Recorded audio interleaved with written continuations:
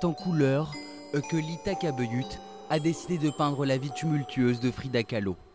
Pendant 2 ans, elle s'est réfugiée dans son studio des Pays-Bas pour mieux s'imprégner de l'histoire de l'artiste mexicaine.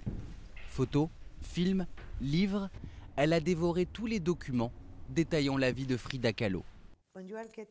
Quand vous vous plongez autant dans la personnalité de quelqu'un, c'est comme être un acteur. J'ai eu besoin de devenir un petit peu Frida. Je me suis enfermée dans mon studio pendant plusieurs mois. Je n'ai vu personne, seulement ma famille proche. Je ne sortais même pas dîner.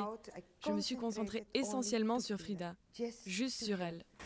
De ces 2 années de travail sont nés une vingtaine de tableaux exposés à Londres. Frida Kahlo à vif et visage fermé.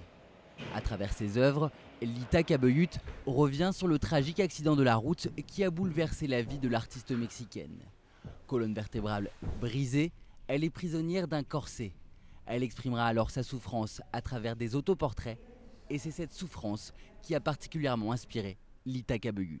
Elle s'est retrouvée avec Frida Kahlo et donc en fait elle a voulu exprimer la vie qu'a eue Frida Kahlo en mettant en plus une couche de sa vie personnelle sur ses œuvres. Donc ça donne vraiment des œuvres très profondes, très intéressantes, où on sent vraiment qu'il y a quelque chose de pesant.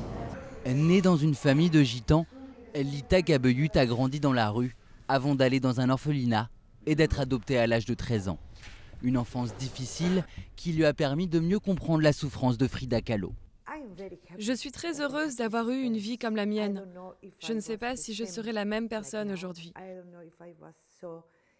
Je ne sais pas si j'aurais été aussi compréhensive, car pour faire ces portraits, j'avais besoin d'être dans sa tête. Et je ne sais pas si j'aurais pu comprendre tout cela si je n'avais pas connu un autre mode de vie.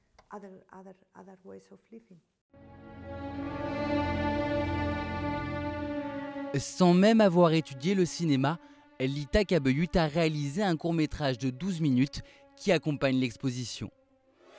Vous avez jusqu'à la fin avril pour découvrir à Londres La Perla Negra.